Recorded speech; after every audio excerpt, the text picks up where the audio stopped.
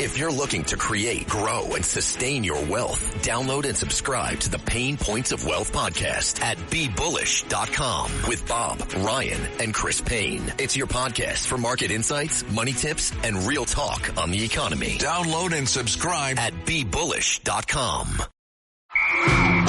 All right, listen up, nacho chips. Quiet down, crispy potatoes. This is the moment Velveeta's been preparing you for, and you're not about to crack under pressure. Today's the day to go all in on the drip. Velveeta's Heat and Eat Queso is the MVP of any game day spread, so stick by them, and you'll be golden.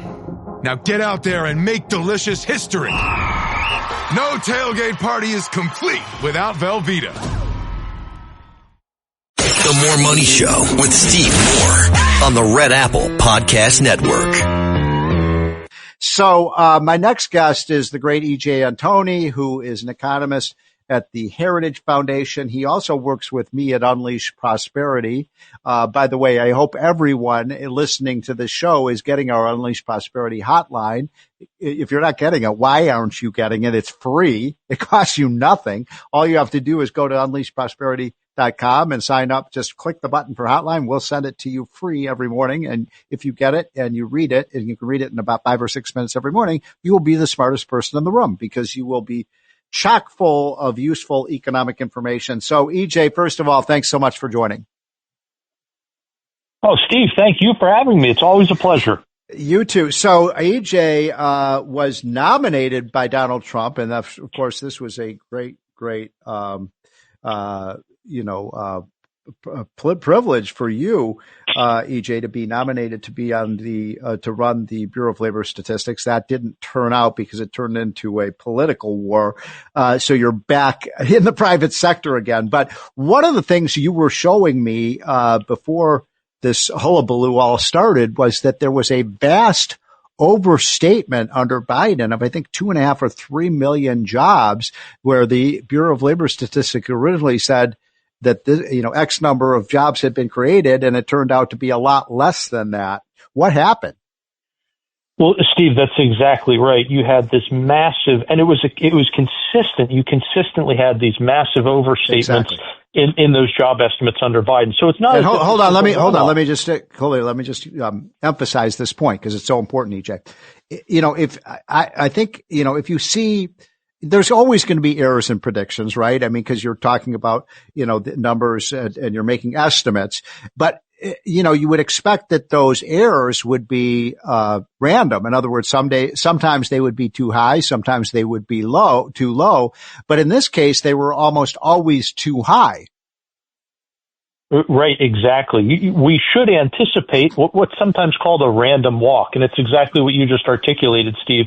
You'll have one month that's too high, another month that's too low, and it averages out to roughly zero. But the other thing is the revisions typically aren't that big. And what we saw under Biden was not only that they were big, but you're right, they were consistently in the same direction, which means there's something wrong with your initial prediction. You're consistently getting it wrong in the same way. So you should be adjusting your methodology. Yes. You should be adjusting how you collect data and process it, et cetera. And the fact that the BLS didn't do that after years of it being a problem, that's, I think, the real scandal here. It's the fact that they were incompetent, but knew they were incompetent and did nothing to fix it. Now, when I was in the Oval Office with Donald Trump about 3 or 4 weeks ago, and we talked about this, and we had our little impromptu press conference. Many of you may have seen that. I mentioned these numbers that you had provided me with, that this huge overestimate of jobs under Biden. And of course, Trump said that the numbers were rigged, and that caused him a little bit of a political hailstorm. But the fact is, that there were, gigantic wrong estimates. And so either there was some kind of political manipulation or they were just incompetent. But in either case, the BLS had to go. So here we are now, EJ, in the middle of October. So we've had about 9 months of the Trump presidency, and things seem to be going well with GDP, with the output of the country is growing. Inflation, I'd like to see it a little lower, but it's still come down a lot from when Biden was president. How do you assess the current economic situation? But polling is showing that people are nervous about the economy. Should they be? Steve, it's a great question. I think the answer might depend on who it is who's asking the question. In other words, if you're a federal bureaucrat, you have reason to be concerned, right? Because you may finally be held accountable, and you may have to go get a job. And by the way, Trump has already reduced the federal workforce by about 300,000 people, and that's about time, because that's called draining the swamp, right?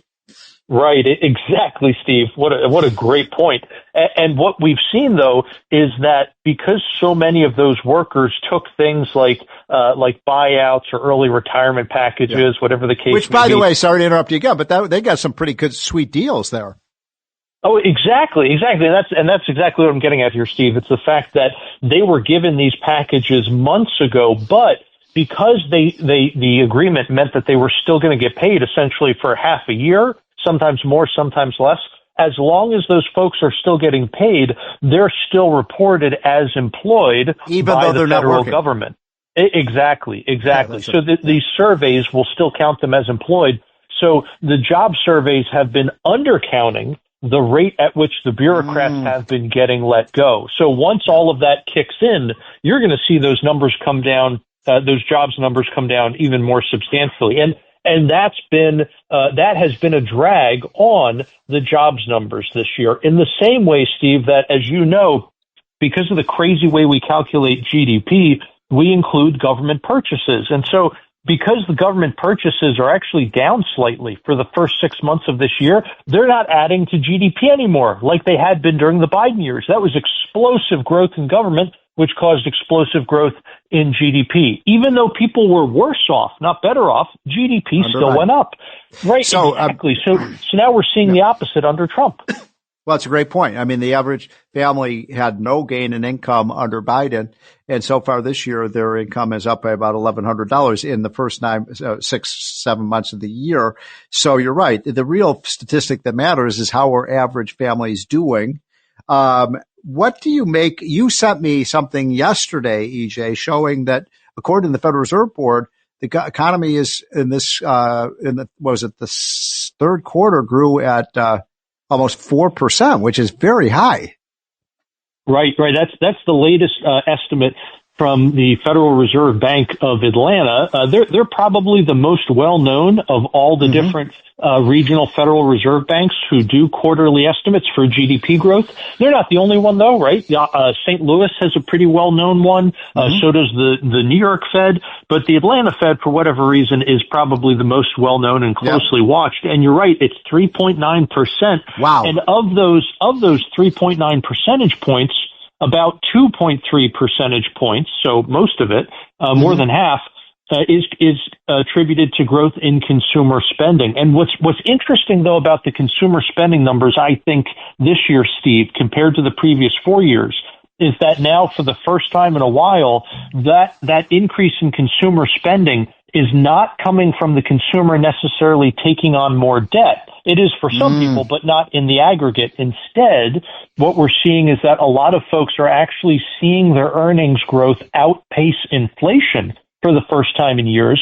And so they're using that extra real income, what you were just talking about, they're using that extra real income to buy more. The More Money Show with Steve Moore on the Red Apple Podcast Network. If you're looking to create, grow, and sustain your wealth, download and subscribe to the Pain Points of Wealth podcast at BeBullish.com with Bob, Ryan, and Chris Payne. It's your podcast for market insights, money tips, and real talk on the economy. Download and subscribe at BeBullish.com.